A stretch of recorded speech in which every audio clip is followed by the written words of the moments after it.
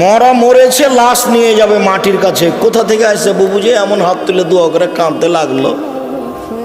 আরে লাশ বাড়ি থেকে বের হয়নি, বের হওয়ার সময় হাত তুলে দোয়া করে চিল্লাচিল্লি শুরু হয়ে।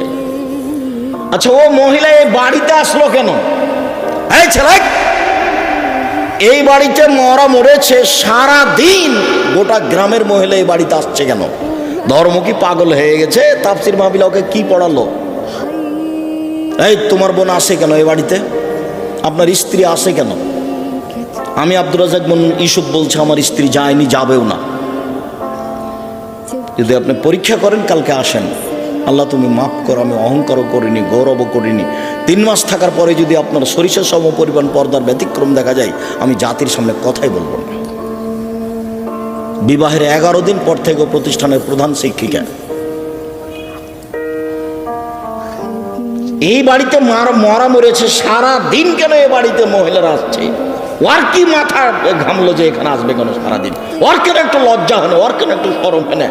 ওর কেন ও চাচাতো ভাইকে দেখতে আসলো? ওর নাকি গ্রাম্য চাচাতে দেখতে এসেছে। কেন এখানে আসবে? অর্ধ পৃথিবীর খলিফা, কুশাগর বুদ্ধিজীবী, রাজনীতিবিদ ওমর মারা যাবেন এই সময়ে বলছেন, আব্বু আব্দুল্লাহ। জি আব্বা। আয়েশাকে গিয়ে বলো মুহাম্মদ সাল্লাল্লাহু আলাইহি সাল্লামের পাশে আবু বকর সিদ্দিকের কবর আছে, তার পাশে একটু ফাঁকা জায়গা আছে, ওখানে আমার কবর দেওয়ার সুযোগ দিবে কিনা। শোনো আব্দুল্লাহ, আয়েশাকে গিয়ে বলিও যে উমর কবরের জায়গা চাই। এই কথা বলিও না যে আমির